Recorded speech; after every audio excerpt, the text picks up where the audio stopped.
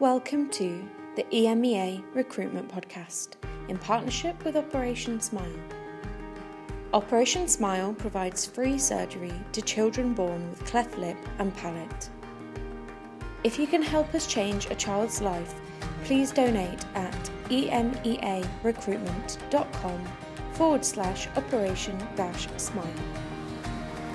In this episode, we speak to Tania Micki, Group CFO at Tecan. She explains why her optimistic approach makes her a better leader and keeps her smiling. So hello everybody, welcome to the next episode of the EMEA Recruitment Podcast in partnership with our good friends over at Operation Smile. As my colleague Rose has mentioned, we're delighted to welcome Tania onto the show today. So hopefully you can still hear and see me okay here, Tania. Yes, I do. Thank you, Paul. And hello to you and to everyone else who is listening to us. Perfect. So, well, I know we're recording this on Friday morning. I know it's been a very busy week for you, and you're in Switzerland obviously today, I guess.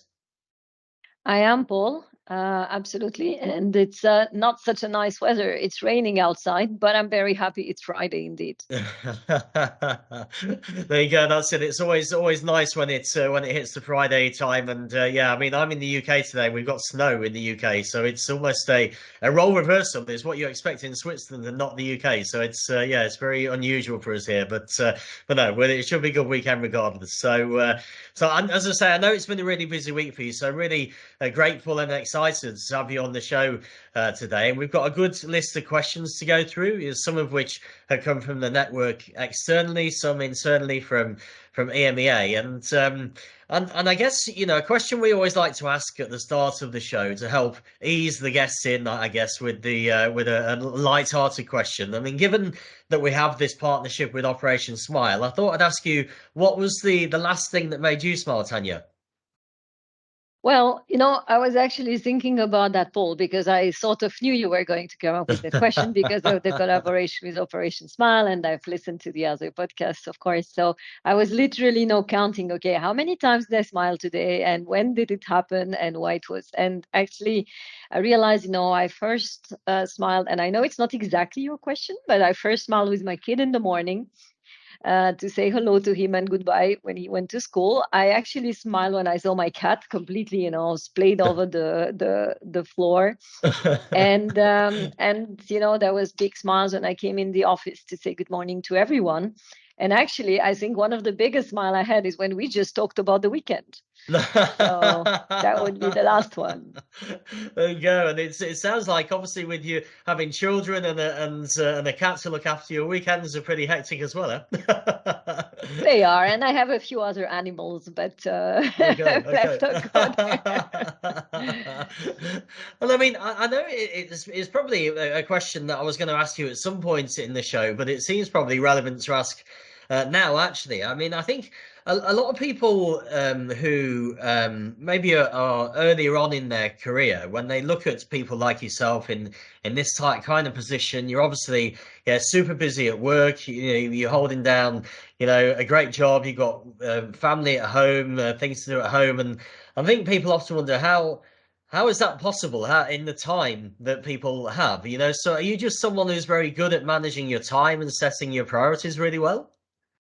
It's an interesting question because I get it quite often, actually. Also, from other women who want to know how can they manage everything together, because that's always a little bit of a question for them, right?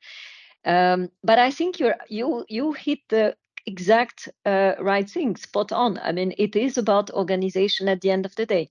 There's another thing, though, which I always say. For me, it's about priorities. And I'm very clear that my kids are my priority, My cat is also a bit of a priority, maybe even over the kids, they would say. But it is about this. It's making sure that you do not get torn between the two, but you really separate them, you organize yourself, and, you get things done. So it's very much about organization. The one advice, though, I would give to men and women who are, looking for balancing the career and their time, their families, it is about balance. That's what makes you happy. And I believe when you're happy and you enjoy what you're doing, that's when you can do it at your best. Mm-hmm.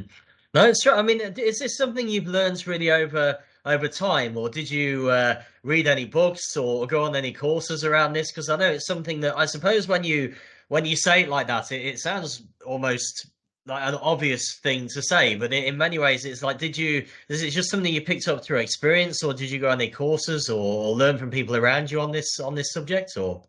It's a combination. I mean, I always was, ambitious in the sense that I wanted always to learn more, because I believe that's what you get when you evolve in your career. It's learning, and that's what is the most important to me.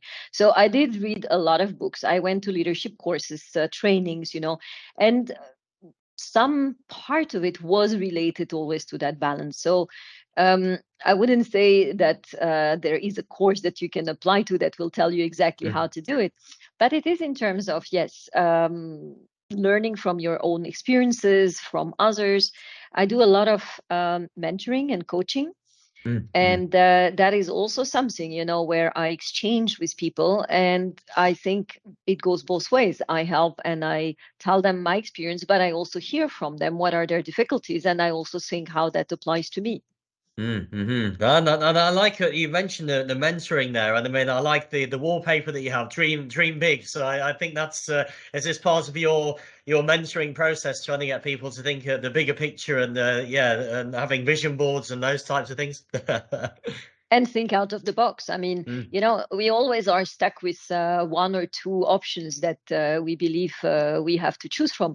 I have set myself a rule since, I think, around 20 years that when you have a problem and you want to look for a solution or an option, you have at least to come up with 5. And one of them is always, what do I do if I don't do anything? Because a lot of time people don't think about, okay, but what if we don't do it? That's what happens. What are the consequences? And so that's another part, which I also apply in both, again, professional and personal life. I like that. So that's a good way of looking at it. Yeah, if you have these 5 options, you can then pick and choose which one is the right one to go for, really, at the end of it. But it's maybe taking a step back and evaluating the situation, thinking, well, which direction you want to really go in, which almost kind of leads me quite well onto the next question. I mean, we kind of mentioned earlier on about the great career that you've had, and now you're in the Group CFO role at Tecan, and I thought I'd ask you what it feels like to be in this role at the moment.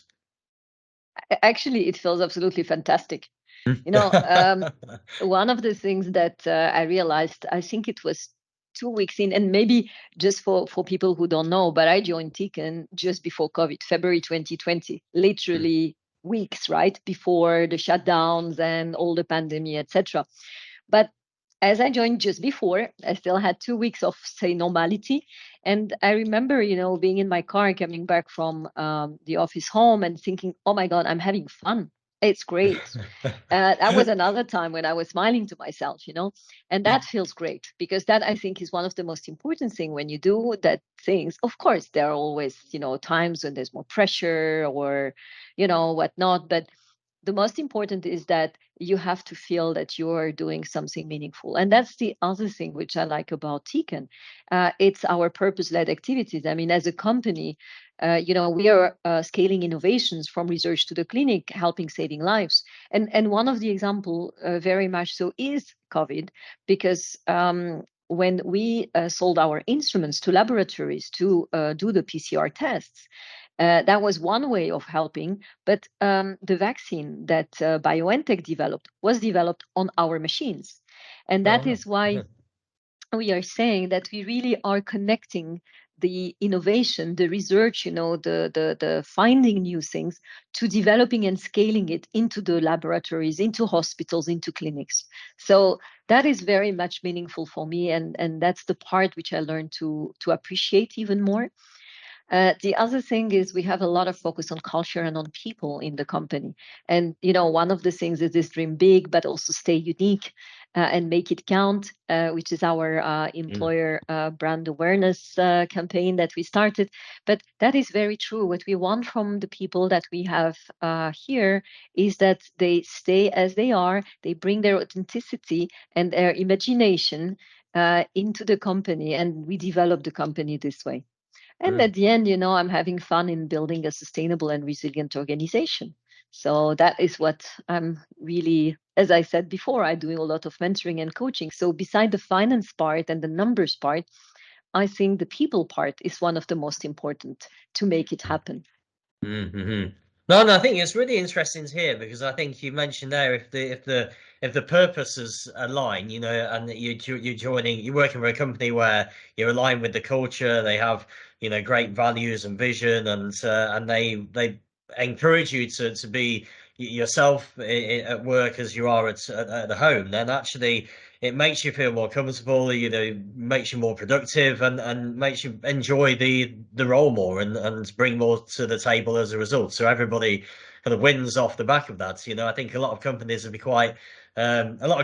envious, but I think a lot of people would be envious of the situation you're in as well. It's not every company that has that setup. So that's really good to hear. But I mean, obviously, you mentioned you joined just before COVID, and I know, you know, I think certainly over that 2 year period, everyone got quite tired of talking about COVID. But it is one of those things that, you know, in retrospect, when we look back, I mean, that must have been a pretty tough time for you, because, you know, in some ways, you join the business, and then all of this happens. It's completely out of your control. It completely changes your job, the management of people who you can't meet, you know, the team above you can't meet. I mean, you're just thrown into this whirlwind. I mean, it must have been quite challenging to get through the early period of that, I guess.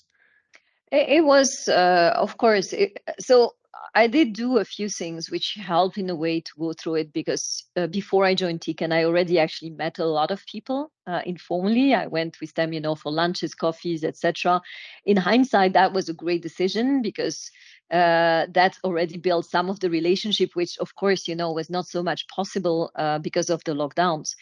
The other thing is that we know virtual is now part of our life, you know, home office is much more part of the culture, but it doesn't replace really the face-to-face. So we still had a lot of interaction, again, not always physically, but we try to make this happen as well.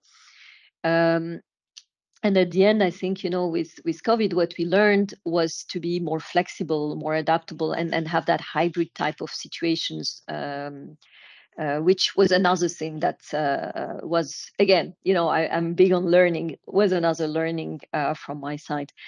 And then we also use the, you know, I'm very much of an optimist. As I said, there's always a good in the bad.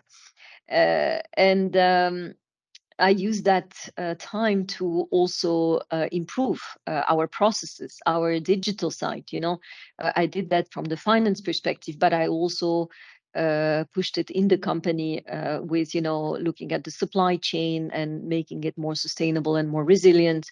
Looking at the IT side and having, you know, a longer term roadmap. So it was an opportunity at the end of the day that maybe, you know, the company wouldn't have had a chance to take in improving some of the things that we had, just because of we had no much choice, right? And we had to do it. But I don't think, you know, there's a lot of things in there that actually I'm going to look at a bit later on in the conversation as well. But one of the things you mentioned there, you naturally an optimist. I mean, do you know where that optimistic approach comes from? Is it something your parents had, or is it just it's something you've had to work on over time? Because as you say, I mean, I think if you've got that optimistic approach and you're in a job that you really enjoy, then that's almost the golden ticket to having a great life, I suppose. So where does that optimism come from, really? And by the way, you're right. It is a golden ticket to go through life in a better way. But I think it's you know, we always wonder, right? What makes a person, if it is the upbringing or if it is genetic. And I'm a big believer that it's a bit of both. So actually, from my parents' perspective, I would say my mother was exactly the opposite. She always sees it bad, you know. So I guess from that, I just went overreaction, you know, 180, and then just do it the other way around. And then I also realized during my life and my experience, if I cry around something, it doesn't really change much, right? I mean, if I complain and it will stay as it is. But if I do something about it and I move and I leave it, the bad in the back, and I strive to something else, well, then at least I have sometimes a reason to smile. So that's where it's coming from as well, I think. And that's, again, it's a little bit of the approach that I have for everything. As I said, yeah, sure, I can complain, but then at the end I can see also the good thing out of it. And I've had, of course, some very difficult times. We all have. It's at the end, I think it's what is our life about: challenges and opportunities. And sometimes you really wonder by thinking, why is it happening to me? And, what am I going to survive this or not? But ultimately, most of the time, and thank God for that, you survive. And again, I'm conscious that it's not always the case for everyone. But once you go beyond that, you find always, you can always find something that reinforced you, and brought you something, or had a reason that it happened this way. I mean, do you think these are the qualities that generally make you a strong leader? Because if you look on LinkedIn, I've seen great recommendations on LinkedIn, and they seem to center around your leadership ability. There's a number of people saying what a great leader, manager you've been over the years. I mean, do you think all the things we're talking about here are the reason why you're a great leader, or is there anything else you think that has really come into that skill set? For sure, it helps. I think the other thing for a great leader is really to be a role model and not to do to people what you don't want them to do to you. And that is the other thing which I apply. You, as you said, I had really nice words left by some of my ex-colleagues. But for me, I'm even more proud about the fact that some of my ex-colleagues want to become my colleagues again.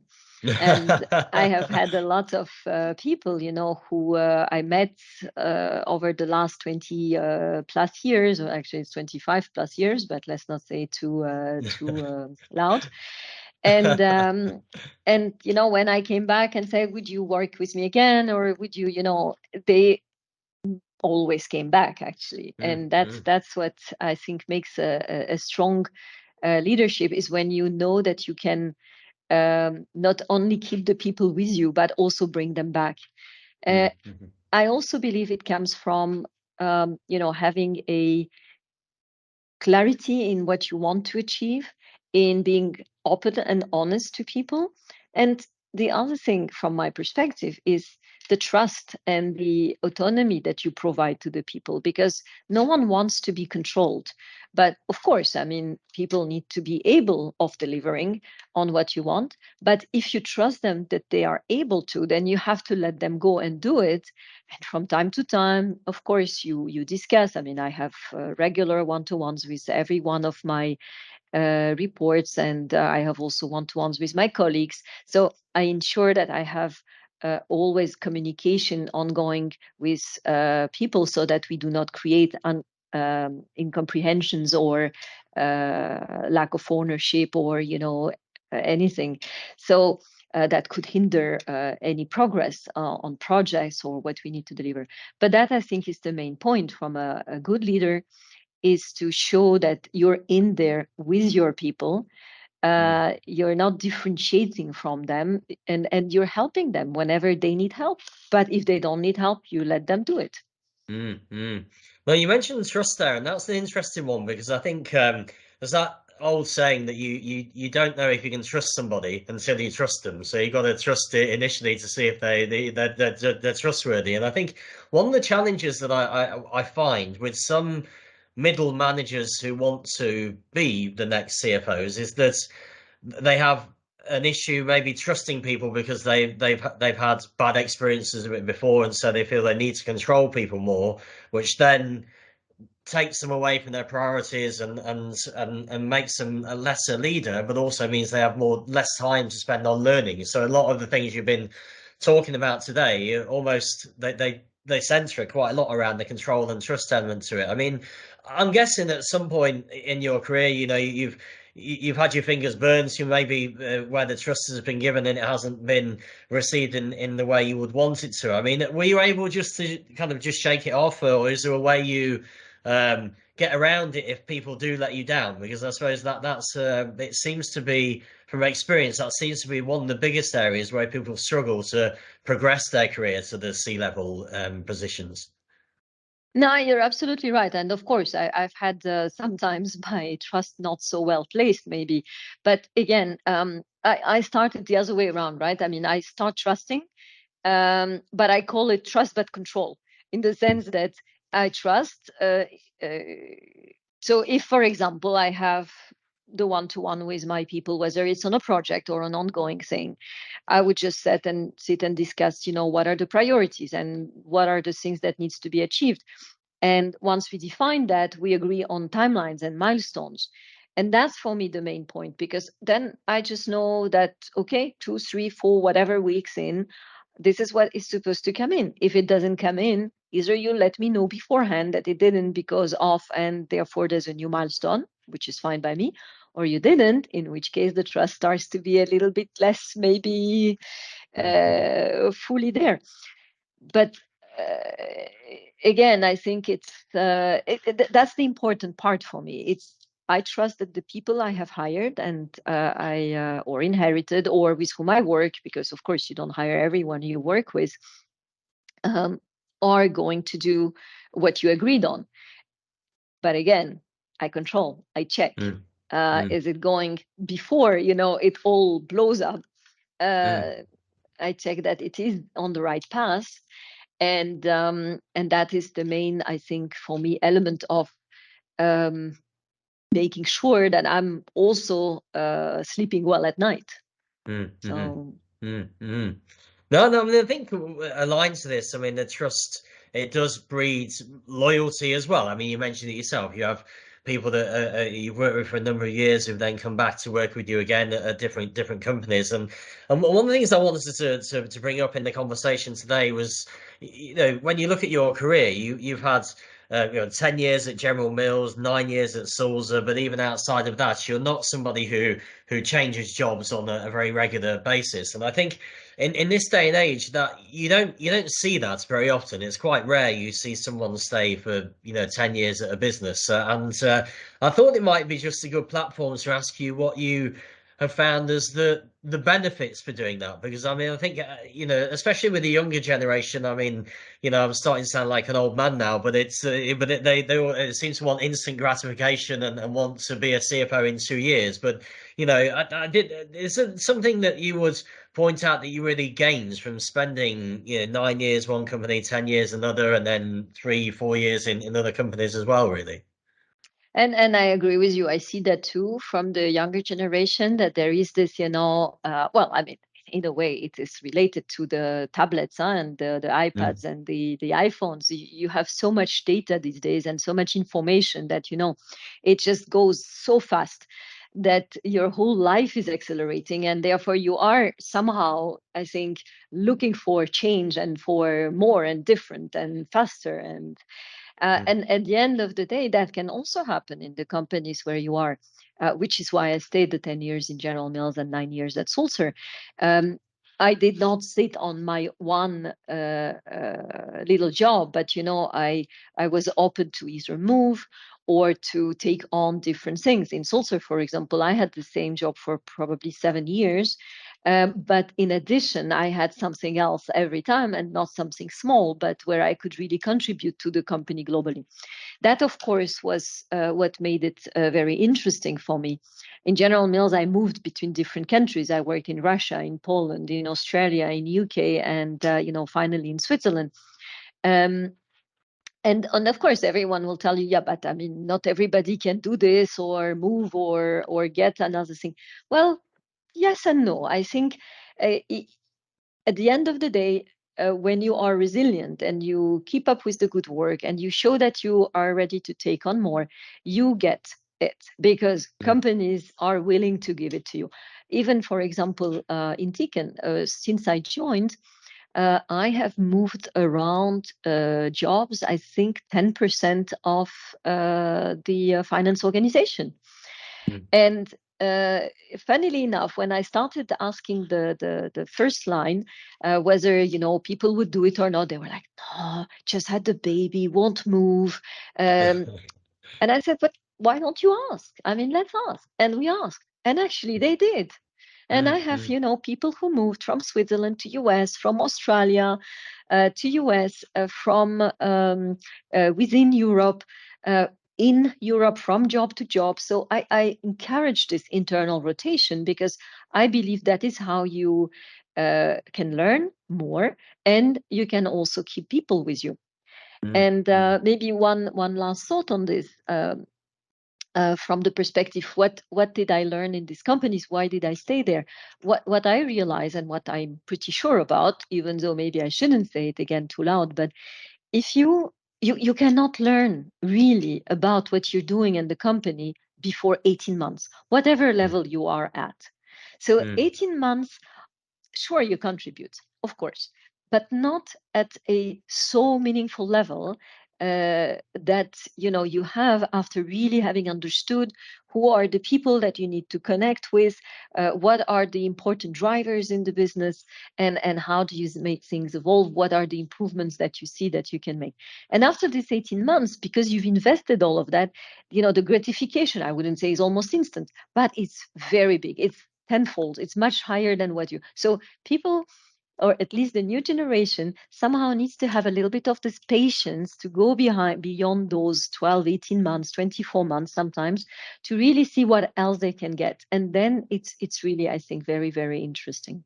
No, it's so true. And I think, you started off with that answer talking about how the younger generation now, everything is instant. You go on to YouTube, Netflix, whatever it is, they don't have to struggle with rewinding and fast forwarding cassette tapes or video VHS videos, and so on. Everything is just there straight away, and so that kind of just impacts on the mindset. But as you mentioned there, if people can have that patience and they can look more into the medium to longer term, there's a lot to be gained from staying in the company. But also the thing you mentioned about kind of just asking the question is something that other people we've had on the podcast have said the same thing as well, that if you ask the question that you think you're going to get a certain answer to, very often you get the opposite answer to what you're expecting. And then I'm always surprised by the amount of people that we speak to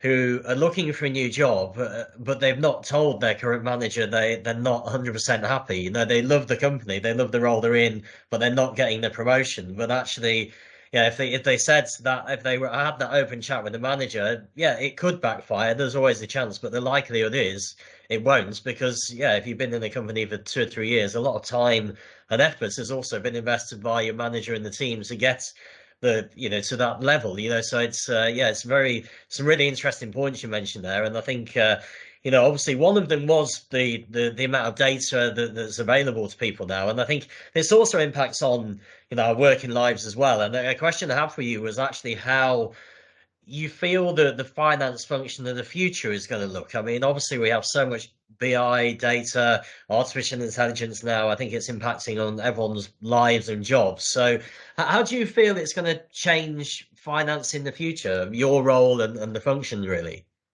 And maybe before I answer this question, I just wanted to add on, which also is a little bit of the transition to this question.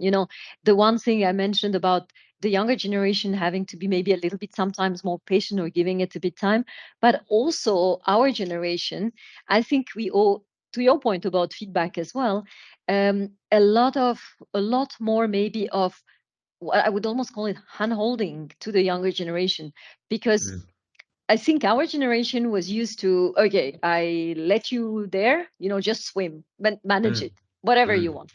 But with the younger generation, probably again, with all this, tools that we have, it's sort of, okay, what do I do now? How do I do it? Everything is so easy, but now I have to do it myself. How? So we have also to learn to help them to develop. I think that's important. And that brings me to the question about the finance of future. So at the end of the day, that's where you can leverage also on the younger generation who is much more maybe technology savvy, and is also thinking a bit maybe differently from how to leverage on all these tools that are existing, right? But the way I see it is, and maybe here I'm a little bit of a how you call this, conservative person.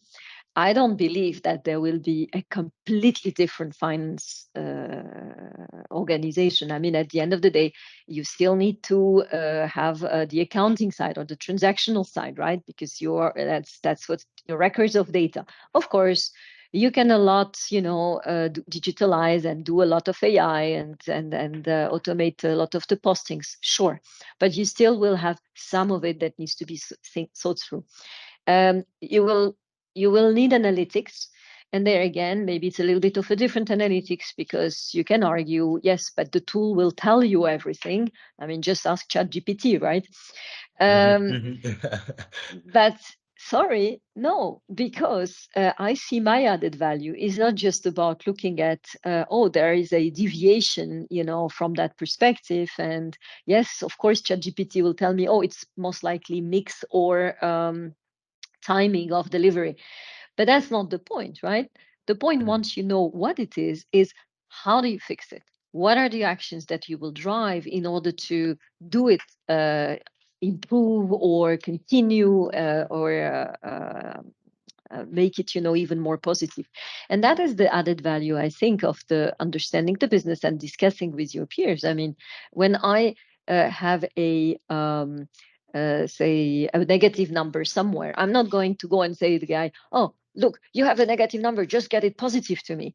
I'm going to say, look, we have an issue here. Let's understand where is it coming from. Let's say it's because of the number of days that the people were trained, and it's not enough. So what do we do about this? How do we use them, leverage them, in a different way? What is it that we can do from the perspective of the pricing, or some other occupation, etc., etc. Of course, I'm not specific because I don't want to give too specific examples. But the added value from a finance perspective is in driving the business levers and understanding them and driving them. That is what I think you will get as a support from AI, but not necessarily the whole answer. Maybe I'm wrong. Who knows? Which is fine. Then we will find something else to do. But that is still my belief. Now, again, as I mentioned, I am very much a believer in digital, in tools, in leveraging, AI, and that is what where when I hire my people, I want them very open, very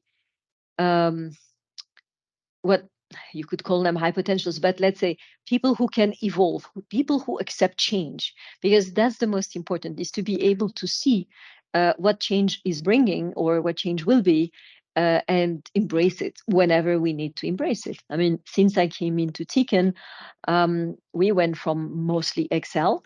I'm not talking about the fact we had SAP, it's an ERP, it's great, but we had mostly as Excel for a lot of other things. And I brought in Concur, I brought in AP automation, I brought in forecasting automation, I started the integrated business planning, I started a lot of things that where we are using tools much more than in the past, which means that we were able to grow. I mean, since I joined Tecan, we almost doubled in 3 years, and we more or less have the same number of people in finance.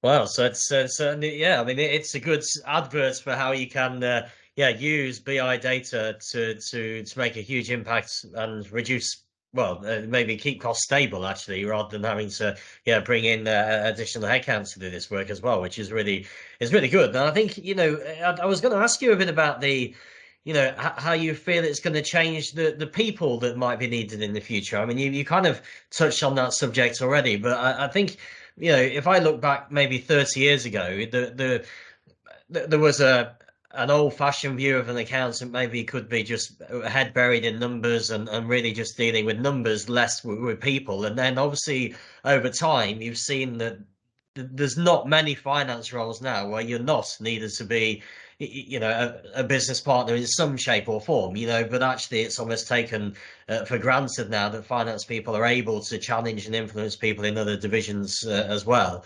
Whereas the BI and data is, from what you're saying as well, is taking that almost to another level, because now you have the information at hand. So in theory, you should be an even better business partner because you've got even more accurate information than what you had before. So do you think that that's how the people are going to change? When you're looking to recruit the people in the future, is it going to be even harder, do you think, to make an impact in the finance discipline in terms of just the level of skills that are required, really? I definitely think so, but I'm amazed how many still people we have that are not business partners and still believe that it is all about number crunching. But I definitely believe that's what a business needs. That's what my business partners, at least, they need people who can work with them on much more than figures. And that's, as I said, that's what I usually look for when I hire people.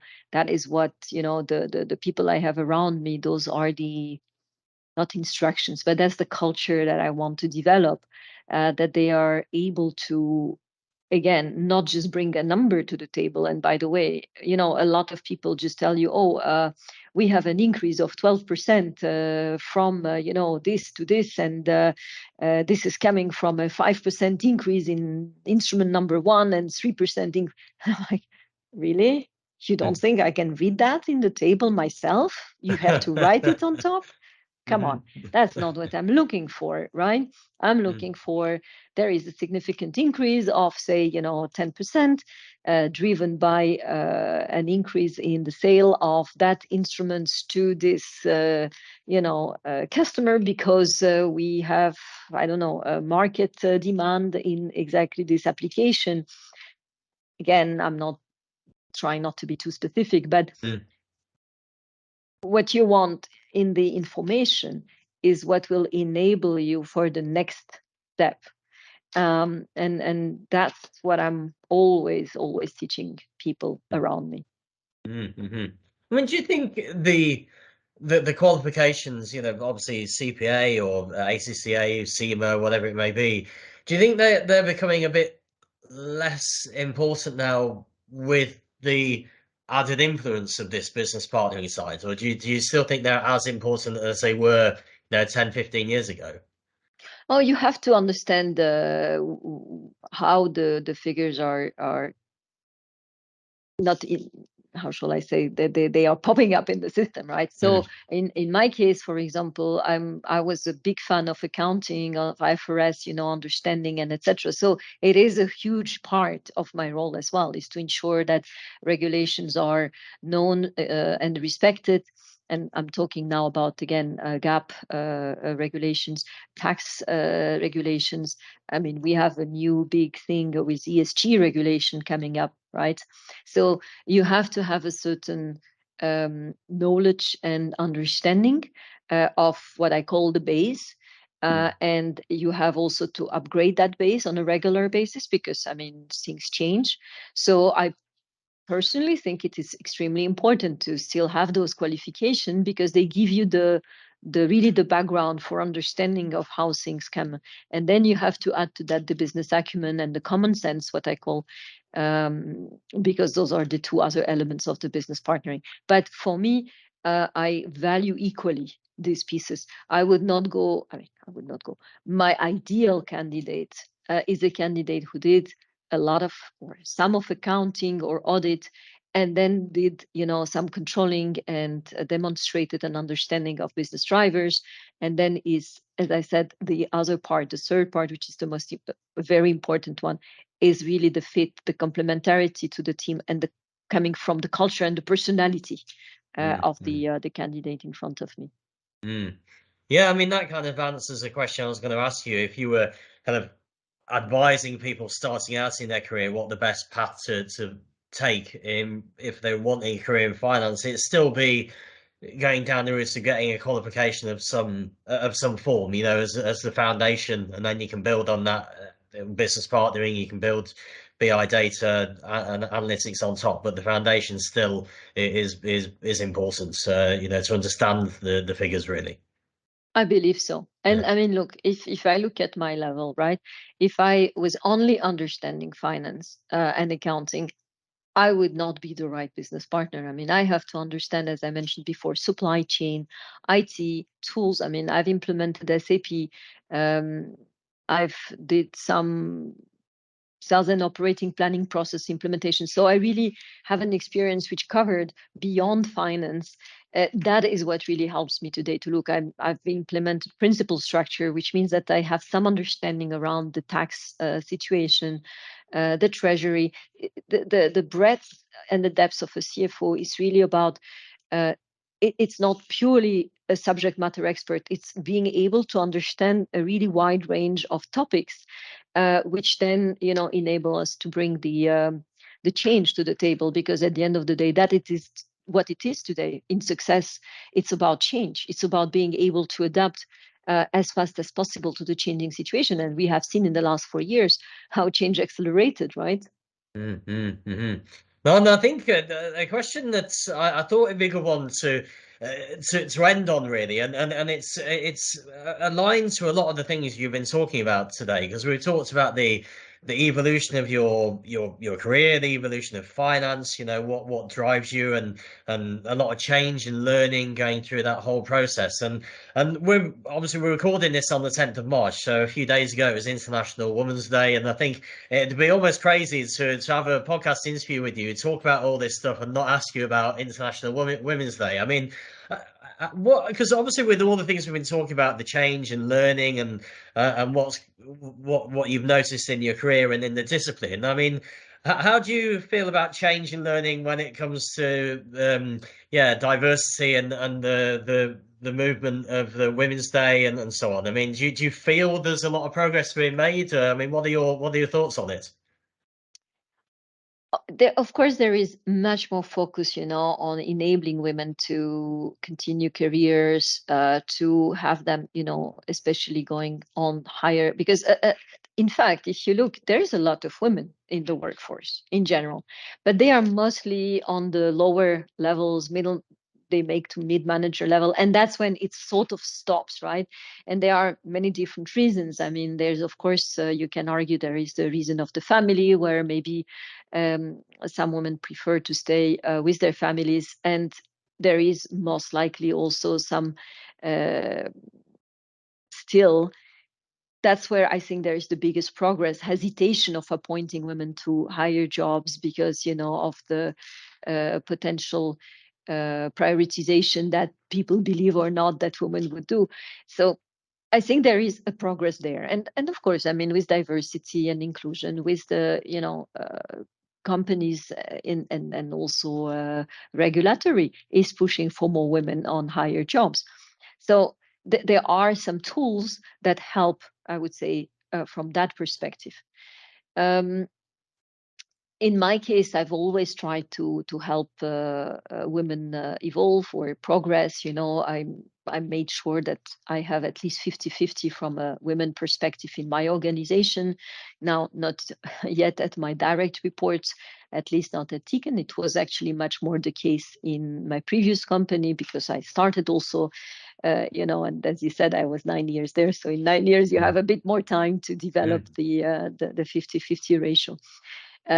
But nevertheless, I'm also pushing there. I mentioned the mentoring and coaching. I'm open to mentor coaching men, but I do 80% are women at the end of the day. I have a lot of, I have created also a group of CFO women, CFO and CHRO women, together with my CHRO partner here in Tecan, where we meet on a quarterly basis and we exchange, and we find it absolutely great to do so. So I try to be also one of those, who are helping to how you call it, not to brand, but to market, the value of adding women to the organization. And I do think there is much more focus on it, of course, today than it was 20 years ago. At the end, it's always the same question. Do you need targets to get there? Yes, probably, because otherwise it would not maybe happen naturally. Do I like the fact that we need to have targets for that? I don't think so, because I believe that we should already have this, natural from an equality perspective, right? But again, that's where we are. Again, I think that there was a lot of progress made in the last years. And I also think that there is step by step a change in mentalities that is helping also this to evolve even more. No, it's really interesting what you mentioned there. I mean, one of the things that a few companies do is they have talent pools set up where they're trying to identify the future female leaders in the business, for external hires and some maybe internal as well. And what we're finding is that whilst when they initially started, the reaction to that was quite positive.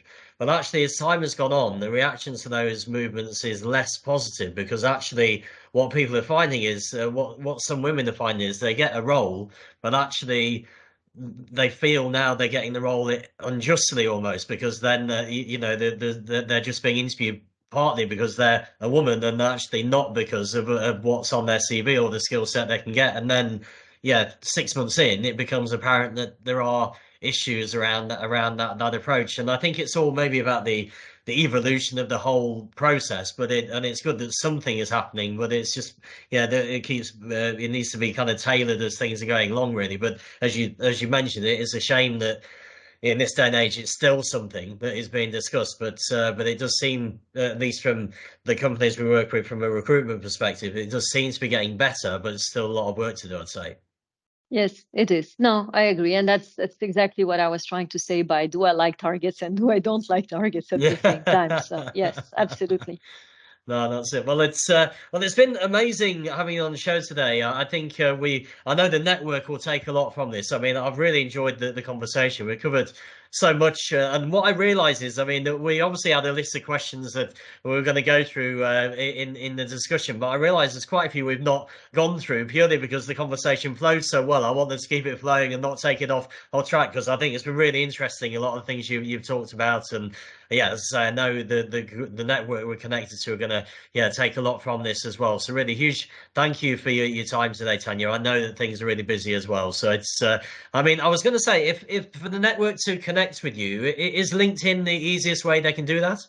Yes, absolutely. And a big thank you from my side as well for, making that possible, because I always appreciate exchanging. And, for me, it's always interesting also to know what are the questions that could interest also the outside audience. So thank you very much for that opportunity as well.